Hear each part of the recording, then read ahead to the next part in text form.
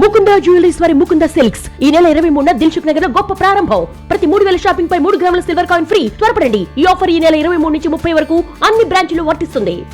Hi hello నమస్తే, welcome to Telugu popular TV. నేను విజయ్. ప్రస్తుతం కామారెడ్డి డిక్లరేషన్లో గతంలో 42% రిజర్వేషన్లు కల్పిస్తామని కాంగ్రెస్ ప్రభుత్వం చెప్పడం జరిగింది. అయితే ఇప్పుడు కాంగ్రెస్ ప్రభుత్వం ఉంది కాబట్టి పాత పద్ధతిలోనే రిజర్వేషన్లు కల్పిస్తామని చెప్పడం. సో అందులో కూడా ఇప్పుడు 46వ జీవో విడుదల చేయడం జరిగింది ఈ రోజే. అయితే ప్రస్తుతం మనతో మాట్లాడడానికి మనతో పాటు ఉన్నారు ఈబీసీ జాతీయ అధ్యక్షుడు వల్లపిరెడ్డి రవీందర్ రెడ్డి గారు ఉన్నారు. ఆయనతో మాట్లాడదాం. సార్ నమస్కారం. సార్ నమస్తే. సార్, అయితే ఈ బీసీ రిజర్వేషన్లు అంటే ఏమిటి అసలు? ఇది ఎవరికి వర్తిస్తాయి? అసలు బీసీ కులాలు వేరు. బీసీ బీసీ కులాలు వేరు, బీసీలో వెనుకబడిన తరగతులు వేరు. కాకపోతే ఇప్పుడు ఏం చేస్తున్నారంటే మేమెంతో మా వాటా అంతా అని ఒక తప్పుడు మాటలతోటి ఈ తెలంగాణలో భ్రమలు కల్పిస్తున్నాయి. అంటే అందులో ఒక్కరని చెప్పలేం, కానీ ప్రభుత్వాలు కానీ, అదేవిధంగా రాజకీయ పార్టీలు కానీ, తర్వాత అదేవిధంగా కుల సంఘాలు కానీ, ఇది అసలు వాస్తవంగా రిజర్వేషన్లు అనేవి కులపరంగా ఉండవు. కులపరంగా రిజర్వేషన్లు ఇవ్వరు. కులంలో ఉన్నటువంటి వెనుకబాటుతనం మీదనే రిజర్వేషన్లు ఉంటాయి. అంటే బ్యాక్వర్డ్ క్లాసెస్ అంటారు వాళ్ళను. ఇప్పుడు ఎస్సీ ఎస్టీలకు మాత్రం రాజ్యాంగం కల్పించింది, ఒక రక్షణ కవచం ఇచ్చింది, వాళ్లకు కులపరమైనటువంటి రిజర్వేషన్లు డిక్లేర్ చేసింది. కానీ బీసీలకు మాత్రం కొన్ని మూల సూత్రాలతోటి, రాజ్యాంగ సూత్రాలకు అనుగుణంగా 92 మండల కమిషన్ నివేదిక అనంతరం రిజర్వేషన్లు నిర్ణయించడం జరిగింది. కాబట్టి మీరు అన్న ప్రశ్న ఏంటంటే అసలు బీసీలు అంటే ఎవరు, ఈ రిజర్వేషన్లు ఎవరికి? అంటే బీసీలు అంటే బీసీలలో ఉన్నటువంటి వెనుకబడిన తరగతులకు రిజర్వేషన్లు ఉంటాయి, బ్యాక్వర్డ్ క్లాసెస్. దానికి మూల సూత్రాలని నేను చెప్పాను కదా.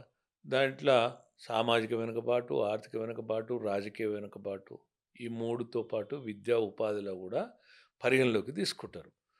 దాంతోపాటు వీళ్ళని ఎట్లా గుర్తిస్తారు అని అంటే శాస్త్రీయంగా ఒక డెడికేషన్ కమిషన్ వేసి, ఆ కమిషన్ కూడా నిపుణులతో కూడినటువంటిది, అర్హతతో కూడినటువంటి కమిషన్ ఏర్పాటు చేసి, అది ప్రభుత్వానికి లొంగకుంటుండి, ప్రేరణకు గురి కాకుంటుండి, ప్రలోభాలకు గురి కాకుండా ఉన్నటువంటి ఒక కమిషన్ ఏర్పాటు చేసి, ఆ కమిషను యొక్క ఆదేశానుసారం త్రిబుల్ టెస్ట్లో పాస్ కావాలి. ఎంపారికల్ డేటా కలెక్ట్ చేసి, ఎంపారికల్ డేటా అంటే ఎవరు వెనుకబడిన తరగతులు, ఎవరు అర్హులు, ఎవరు అనర్హులు, ఏ ఏ కులాలను రిజర్వేషన్లు ఉంచాలి, ఏ ఏ కులాలను రిజర్వేషన్ల నుంచి తొలగించాలి, ఏ ఏ కులాలు ప్రస్తుతానికి అర్హుల జాబితాలో చేర్చొచ్చని, ఇట్లా ఎంపారికల్ డేటా కలెక్ట్ చేసి దాన్ని ఒక పబ్లిక్ డొమైన్లో పెట్టి, ఆ యొక్క ఎంపారికల్ డేటా మీద కూడా, ఆ నిఘంటు మీద కూడా అభ్యంతరాలు స్వీకరించి, ఆ అభ్యంతరాలను కూడా స్వీకరించిన తర్వాత ఒక తుది నిఘంటు ప్రకటించాలి. అది ఒక ప్రొసీజర్ అన్నట్టు. ఓకే. కానీ ఇటీవల కాలంలో నాకు తెలిసినంత వరకు ఏంటంటే మన కాంగ్రెస్ ప్రభుత్వం ఎంపారికల్ డేటా తీయలేదు. కులాల లెక్క తీసారు కానీ ఎంపారికల్ డేటా తీయలే. ఎందుకంటే తీస్తే మరి కొన్ని కులాలను తొలగించాలి కదా, అనర్హుల కులాలను తొలగించాలి కదా, అర్హులనే ఉంచాలి కదా, సామాజిక వెనుకబాటు ఉన్న కులాలనే ఉంచాలి కదా. కాబట్టి ఎంపారికల్ డేటా తీయలేదని నేను అనుకుంటున్నాను. నేను భావించడం నిజమే, అది వాస్తవం కూడా. నేను అందుకనే మొదటి నుంచి నేను చెప్తున్నా, ఈ 42% రిజర్వేషన్లు ఏదైతే ప్రకటించారో అది నిలబడదని చెప్తున్నా. చట్టం ముందర నిలబడదు, ఆ జీవోలు కూడా చెల్లదు. అందులో భాగమే 9వ నెంబర్ జీవో, గతంలో తీసిన జీవో కూడా హైకోర్టులో కొట్టివేయడం జరిగింది. కాబట్టి ఏదైనా కూడా బీసీ రిజర్వేషన్లు అనేవి అర్హులకు మాత్రమే ఉండాలి, ధర్మబద్ధంగా, న్యాయబద్ధంగా, శాస్త్రబద్ధంగా ఉండాలనేది మేము కోరుకుంటున్నాం. సార్, ఇప్పుడు ఏదైతే మీరు అన్నారో రిజర్వేషన్ల గురించి, మీరు సమర్థిస్తున్నారా, వ్యతిరేకిస్తున్నారు దీన్ని? అంటే మేము రిజర్వేషన్లు ఉండాల్సిందే. రిజర్వేషన్లు అర్హులకే ఉండాలంటున్నాం. అనైతికంగా, అధర్మంగా, అశాస్త్రీయంగా ఉండొద్దు అంటున్నాం.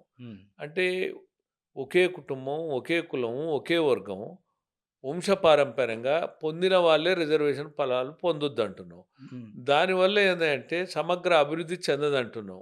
సపోజ్ ఒక ఐఏఎస్ రిజర్వేషన్లు పొందిండు. ఒక ఐపీఎస్ పొందిండు. మళ్ళీ వాళ్ళ కుటుంబమే అనునిత్యం పొందితే ఎట్లా? ఓకే. కాబట్టి నేనేమంటున్నా రిజర్వేషన్లు అర్హులకే ఉండాలంటున్నా. అదేవిధంగా రిజర్వేషన్లులో ఉన్నటువంటి అనర్హులను కూడా తొలగించాలి. అంటే వైదొలగాలి. స్వచ్ఛందంగానే వైదొలగాలి. లేదా ప్రభుత్వం చట్టాలు తీసుకురావాలి. ఏది రిజర్వేషన్లకు అనర్హులు ఎవరైతున్నారో ఈ క్రిమిలేయర్ సిస్టమ్ పాటించాలి. అటువంటప్పుడు అందరూ అభివృద్ధి చెందే అవకాశం ఉంటది. అందుకొరకు మేము రిజర్వేషన్లకు వ్యతిరేకమని కాదు. కానీ రిజర్వేషన్లు అర్హులకు ఉండాలని కోరుకుంటున్నాం. అయితే ప్రభుత్వం ఏదైతే 42% ఇ ఇస్తా అని చెప్పడం ఇవ్వడం జరిగింది. 42% రిజర్వేషన్ గతంలో చూసుకుంటే మనకి. అయితే దాన్ని ఇప్పుడు పాత పద్ధతిలోనే నిర్వహిస్తామని చెప్పి చెప్తున్నారు. అవును. దీన్ని సమర్థిస్తారా లేదా మీరు? అంటే ఇప్పుడు ప్రస్తుతం ఉన్న ప్రభుత్వం ముందల ఉన్నటువంటి కర్తవ్యం ఏందంటే గత్యంతరం లేదు. హ్మ్. ఇప్పుడు ఎందుకంటే రాష్ట్ర సమగ్రత అభివృద్ధి చెందాలంటే గ్రామాభివృద్ధి చెందాలి. గ్రామాలు 3,000 కోట్ల నిధులు ఏదైతే రావాల్సినటువంటి కేంద్ర ప్రభుత్వం ద్వారా రావాల్సినటువంటి గ్రాంట్స్ అన్నీ ఆగిపోయినాయి. దాంతోటి కనీసం గ్రామాలల్లా వీధి దీపాలు గూడా వెలిగించేటువంటి పరిస్థితులు లేదు. అంటే మురికి కూపాలుగా మారినటువంటి మురుగు కాలువలను గూడా బాగుపరిచే పరిస్థితిలో లేదు ప్రభుత్వం.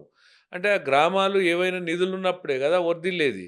కాబట్టి గ్రామాభివృద్ధి కుంటుపడుతది కాబట్టి గత్యంతరం లేని పరిస్థితి ఉంది ఇప్పుడు ప్రభుత్వానికి.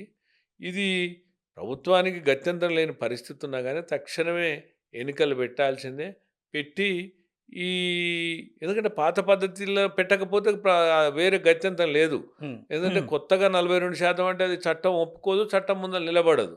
ఎందుకంటే ఎంపారికల్ డేటా అనేది కరెక్ట్ చూపియగలగాలి. కాబట్టి ఆ పాత పద్ధతిలో ఎన్నికలు పోవడమే ఇప్పుడు రాష్ట్రానికి శ్రేయస్కరం. గ్రామాభివృద్ధి జరుగుతదని నా ఆలోచన, నా భావన గూడా ఇదే. రైట్. ఓకే. అయితే బీసీ సంఘాలు ఏవైతే ఉన్నాయో 42% ఇవ్వాల్సిందే అని చెప్పి చెప్తున్నాయి. హ్మ్. హ్మ్. దానికి పార్టీలు కూడా సమర్థించడం జరుగుతుంది. 42% ఖచ్చితంగా ఇవ్వాల్సిందే అని. దీని మీద మీ అభిప్రాయం ఏంటి అసలు? ఇప్పుడు ఈ రాజకీయ పార్టీలైనా, బీసీ సంఘాలేం మహామేధావులని, రాజకీయ పార్టీలేమో వాళ్ళేందంటే కొంగజపాలు చేస్తూ, ప్రజలను భ్రమలు కల్పిస్తూ, తెలంగాణలో ఒక ఆందోళనకరమైనటువంటి వాతావరణం, సంఘర్షణలకు కూడినటువంటి వాతావరణాన్ని ఏర్పాటు చేసినాయి. ఇప్పుడు 42% ఎట్లా సాధ్యమైంది? కాదు హ్మ్. గదా! అవును. చట్టం ఒప్పుకోదు గదా! హ్మ్. ఇప్పుడు ఇందిరా సాహ్ని కేసు గాని, కృష్ణమూర్తి కేసు గాని, తర్వాత వికాసరావు కేసు గాని అనేక కేసులున్నాయి. ఏది 50% దాటకూడదని. ఒకవేళ దాటినా దానికి కావాల్సినటువంటి నియమ నిబంధనలు, దానికి కావాల్సినటువంటి ప్రొసీజరు ప్రభుత్వం అది ప్రజల ముందు ఉంచాల్సినటువంటి అవసరం ఉంది. మరి అటువంటిది ఏం లేకుండా రిజర్వేషన్లు 42% వస్తాయని కాంగ్రెస్ పార్టీ చెప్పడం, ఇయ్యకపోతే ఎందుకు ఇయ్యరని బీఆర్ఎస్ అనడం, బీజేపీ అనడం, అదేవిధంగా ఈ బీసీ సంఘాలు కూడా ఒక భ్రమలు కల్పియడం, ప్రజలను ఆందోళనకు గురి చేయడం తప్ప అది అసాధ్యం. నేను మొదటి నుంచి చెప్పుకుంటూ వస్తున్నా నేను. ఈ 42% రిజర్వేషన్లు అనేది అసాధ్యం. అది అమలు కాని ప్రకటన అని నేను మొట్టమొదలు ఆ రోజు, ఈ రోజు ఎప్పుడు నా ఇంటర్వ్యూలు చూడండి నా మాట నేను చెప్పిందే వాస్తవమైంది. అయితే ఇప్పుడు ఏదైతే రిజర్వేషన్‌లు ఇస్తామని చెప్తున్నారో, ఈ రిజర్వేషన్‌లు ఇవ్వడం వల్ల ఎవరికి లాభం? ఎవరికి నష్టం? నేనేమంటున్నంటే రిజర్వేషన్లు ఇవ్వడం వల్ల అసలు లాభం జరగాల్సిన వాళ్ళకు లాభం జరుగుతలేదు. ఇప్పుడు అగ్ర అగ్ర బీసీలు లబ్ధి పొందుతురు. హ్మ్. అంటే ఒక 5, 6 కులాలు మాత్రమే లబ్ధి పొందుతురు. 136 కులాలు ఉన్నాయి బీసీలల్లా. అసలు యాక్చువల్‌గా ఒక 100 కులాలు కనీసం వార్డ్ మెంబర్లు కూడా కాలే. అంటే ఎంబీసీలు సంచార జాతులు ఉన్నారు. ఎంబీసీలు సంచార జాతులు అదేవిధంగా వికలాంగులుండ్రు. బీసీలలో కూడా వికలాంగులు ఉంటారుగా. హ్మ్. అసలు నిజంగా రిజర్వేషన్లు ఏందంటే వీళ్ళకి అందాలి. ఎంబీసీలకు సంచార జాతులకు అందాలి. మరి వాళ్ళకి రిజర్వేషన్లు అందనప్పుడు ఆ అగ్రవర్ణంగా బీసీలు ఏదైతుండ్రో అంటే కొద్దిమంది 5, 6 కులాలు మాత్రమే ఉపయోగపడుతున్నాయి. దానివల్ల ఈ రిజర్వేషన్లు నిజమైనటువంటి అరువులకేడాల లాభం జరిగినట్టు. ఇది అనర్థమే. అన్ దీనివల్ల ఉపయోగం లేదని జస్టిస్ రోహిణి కమిషను కేంద్ర ప్రభుత్వం 2017లో ఒక కమిషన్ ఏస్తే 2022లో ఒక నివేదిక ఇచ్చారు. ఈ రిజర్వేషన్ ఫలాలనేవి ఏదైతే స్థానిక సంస్థలలో రిజర్వేషన్లు ఏదైతే ఉన్నాయో ఉమ్, అవి 75% రిజర్వేషన్ ఫలాలను 25% మంది అనుభవిస్తున్నారు. ఓకే. అంటే తర్వాత 97% రిజర్వేషన్ ఫలాలను 3% మంది అనుభవిస్తున్నారు. ఉమ్, అంటే నేను చెప్పినట్టు ఒక 5-6 కులాలు అనుకోండి. మరి దీనివల్ల అసలు నిజంగా అర్హులకు అందట్లేదు కదా! ఉమ్, మరి జస్టిస్ రోహిణి కమిషనే అది చెప్పింది కదా! ఆ! ఇది అన్యాయం జరుగుతున్నది. ఏది ఎంబీసీలకు గానీ, తర్వాత సంచార జాతులకు గానీ, తర్వాత అత్యంత వెనుకబడిన అల్ట్రా బ్యాక్వర్డ్ క్లాసెస్ అని. అత్యంత వెనుకబడినటువంటి బ్యాక్వర్డ్ క్లాసెస్ కూడా అన్యాయం జరుగుతుందని చెప్పింది. మరి చెప్పిన దాని మీద ఎవరు కొట్లాడతలేరు. ఎంతసేపు ఉన్నా బీసీలకు అన్యాయం అంటారు కానీ బీసీలకు అన్యాయం అనేది కాదు. బీసీలలో వెనుకబడిన తరగతులకు అన్యాయం ఎవరు చేస్తున్నారు? అందులో ఉన్న బీసీ ఏదైతే అగ్రగామిగా ఉన్నటువంటి బీసీలే అన్యాయం చేస్తారు. అందుకనే నేను మొదటి నుంచి కూడా వ్యతిరేకిస్తున్నా. నేను సంచార జాతుల పక్షాన, ఎంబీసీల పక్షాననే, వికలాంగుల పక్షాన నేను మాట్లాడుతున్నా. సపోజ్ మీరు చూడండి, ఒడ్డెర్లు ఉన్నారు. ఉమ్, వాళ్ళు అప్పటి నుంచి ఇప్పటి వరకు వృత్తిగా రాయలు కొట్టుకొని రక్తం వాళ్ళ చెమటల్లాగా వెళ్ళిపోతుంది. కానీ వాళ్ళ జీవన ప్రమాణాలు అప్పటికిప్పటికి మారలేదు. అంటే ఏం మార్పు వచ్చింది? వాళ్ళకి అవకాశాలే లేవు. మరి అటువంటప్పుడు ఈ రిజర్వేషన్ల వల్ల ప్రయోజనం ఏముంది? అంబేద్కర్ ఆశయం ఎక్కడ అంబేద్కర్ స్ఫూర్తి ఎక్కడ నెరవేరుతుంది? ఆయన ఆశయానికి తూట్లు పొడుస్తున్నాయి రాజకీయ పార్టీలు. ఈ విధానం మానాలే. ఎవరైనా సరే రిజర్వేషన్లు స్వచ్ఛందంగా వదులుకోవాలి. ఒకసారి రిజర్వేషన్లు అనుభవించిన వాళ్ళు మళ్ళీ రెండోసారి అవకాశం ఇవ్వడానికి వీల్లేదు. ఆ దిశగా చట్టాలు తయారు చేయాలని నేను కోరుకుంటున్నా. రైట్. సార్ మరి చూసుకుంటే 9th షెడ్యూల్‌లో ఏదైతే పెట్టినారో జస్టిస్ ఈశ్వరయ్య, తర్వాత విశారదన్ మహారాజ్ ఎవరైతే ఉన్నారో చిరంజీవులు ఇలా బీసీ సంఘాల నాయకులు చాలామంది ఉన్నారు. వాళ్ళు పట్టుబడుతున్నారు ఈ బీసీ రిజర్వేషన్ పెట్టాలని. దీని గురించి మీ అభిప్రాయం ఏంటి? 9th షెడ్యూల్లో పెట్టాలని. రైట్. 9th షెడ్యూల్‌లో పెట్టాలి. అయితే వాళ్ళకి తెలియదు 9th షెడ్యూల్ అనేది కూడా బ్రహ్మ పదార్థం ఏం కాదు. ఇప్పుడు 2007 ఐఆర్ కోయిలా వర్సెస్ స్టేట్ ఆఫ్ తమిళనాడులో హ్మ్. ఒక తీర్పు ఇచ్చింది.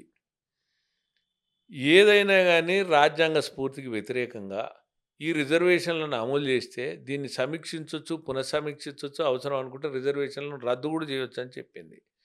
చెప్పినప్పుడు నువ్వు ఎంపారికల్ డేటా లేకుండా, అర్హుల జాబితా తయారు చేయకుండా, నువ్వు ఉట్టిగానే 9th షెడ్యూల్లో పెట్టాలంటే అది ఎట్లా కరెక్ట్ అవుతుంది? ఇది కూడా ఒక రకమైనటువంటి భ్రమలు కలిపేయడం తప్ప. ఇప్పుడు మీరు అన్నట్టు జస్టిస్ ఈశ్వరయ్య గారికి చట్టం గురించి తెలిసినప్పుడు వారు ముందు చెప్పాలి. ప్రభుత్వాన్ని డిమాండ్ చేయాలి. మీరు ఎంపారికల్ డేటా తీయండి, రిజర్వేషన్లు ఎవరికి అర్హులో వాళ్ళ అర్హుల జాబితాను తయారు చేయండి, ఎవరు అనర్హులో వాళ్ళని తొలగించండి అని ఇవన్నీ డిమాండ్ చేయాలి కదా. ఇవన్నీ చేయకుండా మా జనాభా మేము ఎంత ఉన్నామో మా వాటంత అంటే మరి 100% రిజర్వేషన్లు ఉంటాయా? ఉండవు కదా. మరి 100% ఉన్నప్పుడు ఇక రిజర్వేషన్లు అనే పదానికి అర్థమే ఉంది. కాబట్టి ఇవన్నీ కూడా భ్రమలు కల్పించేటువంటి మాటలతోటి మాట్లాడడం. మేధావులు అట్లే మాట్లాడుతారు, బీసీ సంఘాలు అట్లే మాట్లాడుతున్నాయి, రాజకీయ పార్టీలు అట్లే మాట్లాడుతున్నాయి. ఇది అసందర్భంగా, ఇది అనుచితంగా మాట్లాడుతున్నారు. దీని మీద కనీసం సమాజ పరివర్తకులుగా అందరూ స్పందించాల్సినటువంటి అవసరం ఉంది. ఎందుకంటే ఈ తప్పుడు మాటలతోటి ఈ సంఘర్షణలు కూడా పెరుగుతాయనేది నా ఆలోచన. సార్ మరి మీ వీడియోస్ మొదటి నుంచి చూస్తున్నాం మళ్ళీ. అయితే బీసీ రిజర్వేషన్లు ఏదైతే ఉన్నాయో చెల్లదు అంటున్నారు. మరి మీరు ఎలా చెప్పబోతున్నారు? అంటే నిజమే, నేను మొదటి నుంచి కూడా చెప్తున్నా. ఈ బీసీ ఏదైతే 42% అయితే వాళ్ళకు 50% రిజర్వేషన్లు మించొద్దు. ఒకవేళ మించినా కానీ దానికి ఈ 9th షెడ్యూల్ కానీ లేదా రాజ్యాంగ సవరణ కానీ, ఉభయ సభల పార్లమెంట్ల ఆమోదం కానీ, ఇవన్నీ చట్టాలు తేవాల్సినటువంటి అవసరం ఉంది. ఇవన్నీ తేకుండా ఉట్టిగానే మేము జీవోలు తీసి చట్టాలు చేసినామంటే కూడా చట్టాలను కానీ జీవోలను కానీ రద్దు చేసే అధికారం న్యాయస్థానాలకు ఉంటుంది. కాబట్టి అందుకే నేను మొదటి నుంచి కూడా ఏం చెప్తున్నంటే ఇది చెల్లదు. ఈ 42 అనేది ఇది అభూత కల్పనమైనటువంటి ప్రకటన.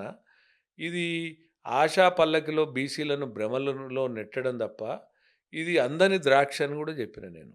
ఎందుకు చెప్పాల్సి వచ్చిందంటే, ఎవరైతే మీరు ఎంపారికల్ డాటా తయారు చేసి, మీరు అర్హుల జాబితాను ఉంచి, అనర్హులను తొలగిస్తే, అప్పుడు రిజర్వేషన్లు ఎంతుంటే అంత పెంచొచ్చు. 42 ఏంది ఎక్కువ కూడా పెంచుకునే అవకాశం ఉంది. హ్మ్. కానీ అది చేయకుండా ఉట్టిగనే 42% అనే ఒక సంఖ్యను డిసైడ్ చేసి, ఇది చేయడం వల్ల అందుకని నేను మొదటి నుంచి ఏం చెప్తున్నా అంటే, నేను డే 1 నుంచి కూడా చెప్తున్నా, ఇది చట్ట న్యాయస్థానం ముందల ఇది నిలబడదు.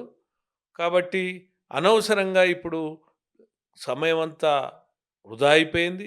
రావాల్సిన నిధులు కేంద్రం నుంచి గ్రాంట్స్ రాలేదు. తర్వాత గ్రామాభివృద్ధి కుంటుపడ్డది. అదేవిధంగా సామరస్య వాతావరణం ఇప్పుడు చూడండి గ్రామాలల్లో అన్ని కులాలు ఒకరికొకరు అన్నదమ్ముల్లాగా, అక్కచెల్లెలుగా, బావబావమరుదులుగా, తమ్ముడు, ఆ, చెల్లెలు ఇట్లా రకరకాల తాత మనవడు వరుసలు పెట్టుకున్నటువంటి కుటుంబాలల్లో ఇవాళ నా కులం ఇది, నీ కులం ఇది అని మాట్లాడుకునేటువంటి చర్చ వచ్చింది. ఇది మరి అంబేద్కర్ కులతత్వం పోవాలన్నాడు, సమానత్వం రావాలన్నాడు. మరి ఇప్పుడు రాజకీయ పార్టీలు ఏం చేస్తున్నాయి? ఈ బీసీ సంఘాలు ఏం చేస్తున్నాయి? కులతత్వానికి అవకాశం ఇస్తున్నాయి కదా! హ్మ్. కాబట్టి దీన్ని నేను మొదటి నుంచి కూడా వ్యతిరేకిస్తున్నా. వ్యతిరేకించిన అదే నిజం జరిగింది ఈరోజు. Right sir. సరే ఇంకోటి మాట్లాడుకుంటే మనం ఏదైతే బీసీ రిజర్వేషన్ కల్పిస్తామని చెప్తున్నారో, దీనిపైన పార్టీలు కావచ్చు, అటు సంఘాలు కావచ్చు రచ్చ రచ్చ చేస్తున్నాయి దీనిపైన. దీన్ని ఎలా చూడొచ్చంటారు మీరు? అంటే నేనేమంటున్నంటే, అసలు రాజకీయ పార్టీలు ఓట్ల కొరకు కొంగజెప్పాలు చేస్తాయి. అది ఎప్పుడు చేస్తాయి? ఎలక్షన్ల ముందల చేస్తే అర్థం ఉంది. ఎవరైనా ప్రభుత్వం అధికారంలోకి రావడానికి రాజకీయ పార్టీలు చేసినా పోటీ పడతాయంటే అర్థం ఉంది. కానీ ఇప్పుడు ఏ ఎలక్షన్లు లేవు. ఇప్పుడు మామూలుగా అంటే ఒక ఒక ప్రభుత్వాన్ని దించేది లేదు. ఒక ప్రభుత్వాన్ని ఎక్కించేది లేదు. కాకపోతే వాళ్ళకి చిత్తశుద్ధి లేకుండా ఉట్టిగనే అవకాశం లేనిది అసాధ్యమైనటువంటి అసాధ్యమైన దాని మీద అభూత కల్పనలతోటి మాట్లాడుతున్నారు. దానికి తోడు ఈ బీసీ సంఘాలు కూడా ప్రజలను తప్పుదోవ పట్టిస్తున్నారు. అసలు ఈ బీసీ సంఘాలు ఎందుకు డిమాండ్ చేస్తలేవు? అసలు ఎంపారికల్ డాటా చేయమని ఎందుకు డిమాండ్ చేస్తలేవు?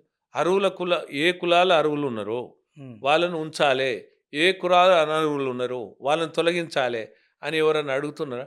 ఉట్టిగానే బీసీలకు 42 కావాలి, 42 కావాలంటారు. 42 ఏంది 52 ఇస్తే మాకేమైనా నష్టం ఉందా? కానీ అర్హులకి ఇయ్యండి. ఇప్పుడు అధర్మంగా, అశాస్త్రీయంగా ఇయ్యొద్దని అంటున్నాం మేము. రాజ్యాంగబద్ధంగా ఉండాలంటున్నాం రిజర్వేషన్లు. మరి అట్లా కాకుండా మేమెంతో మా వాటా అంత అంటే మాకేమన్నా అభ్యంతరం ఉందా? ఎవరి వాటా ఇస్తే అన్ని కులాల జనాభా గణించండి. హ్మ్. ఇప్పుడు రెడ్లు అనుకో, బ్రాహ్మణులు అనుకో, వైశ్యులు, క్షత్రియులు, కమ్మలు, కాపులు అందరూ అట్లనే ఎస్సీలు, ఎస్టీలు, బీసీలు. మీరు అనుకున్నట్టు అంబేద్కర్ రాజ్యాంగం కాదు అని అంటే అదేవిధంగా గణించండి. మీరు ఎవరికి ఎట్లా ఇయ్యాలో అట్లనైనా చేయండి. అనవసరంగా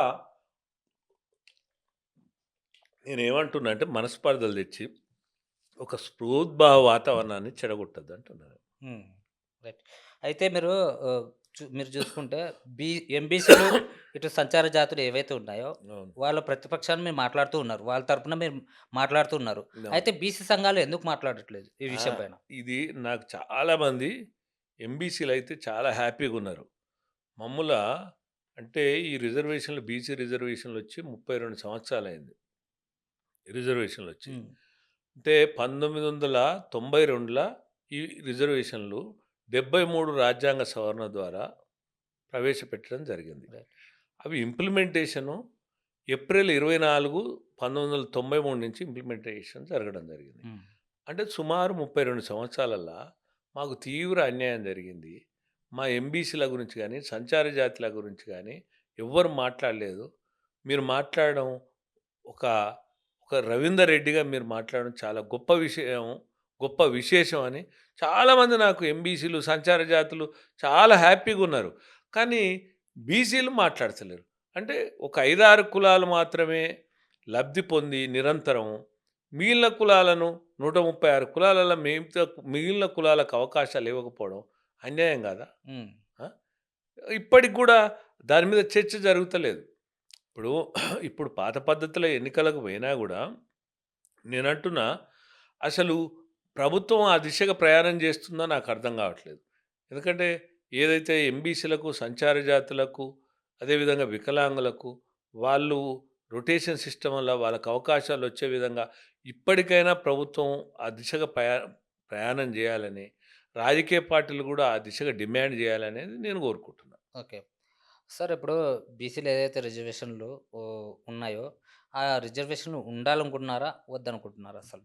నేను మొదట్లో చెప్పిన, హ్మ్. నేను రిజర్వేషన్లకు వ్యతిరేకం కాదు. కానీ రిజర్వేషన్లు అర్హులకు ఉండాలనేది ఒకటి. రెండవది అనర్హులకు రిజర్వేషన్లు అందడానికి వీల్లేదనేది 2.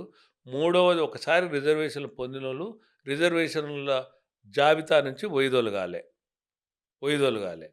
అట్లా జరిగినప్పుడే రిజర్వేషన్లకు అర్థం ఉంటది.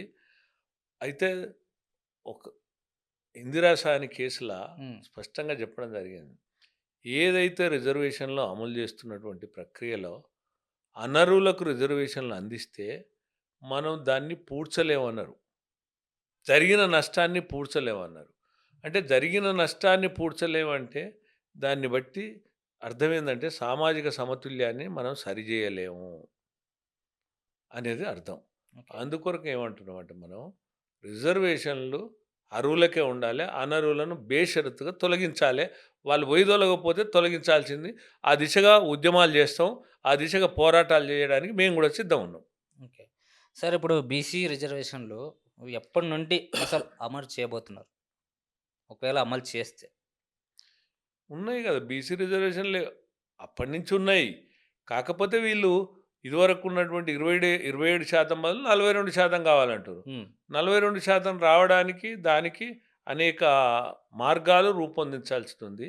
ఆ మార్గాలు రూపొందించకుండా అసలు రిజర్వేషన్‌ల అర్హుల జాబితాను తయారు చేయకుండా చట్టం ముందల నిలబడే విధంగా శాసనం లేకుండా ఉంటే అవి చెల్లుబాటు కాదని నేను మొదటి నుంచి చెప్తున్నా కాబట్టి ఇక దాంట్లో అయినా ఈ రిజర్వేషన్లు అనేది అంబేద్కర్ ఆలోచన కూడా ఏంటంటే ఉన్నోడు లేనోడు రెండే కులాలు కావాలి. హ్మ్. అందరికి విద్య, అందరికి వైద్యం, అందరికి ఉపాధి అవకాశాలు ఏర్పాటైనప్పుడు ఈ రిజర్వేషన్లు ఎవరు కోరుకుంటారు? నువ్వు హ్మ్. కోరుకుంటావా? నేను కోరుకుంటానా? ఇంకెవరు కోరుకుంటారు? ఎవ్వరు కోరుకోరు. హ్మ్. ఆ దిశగా ప్రభుత్వాలు పనిచేయకుండా ఈ కులాల కుంపట్లు పెట్టడం దురదృష్టకరం.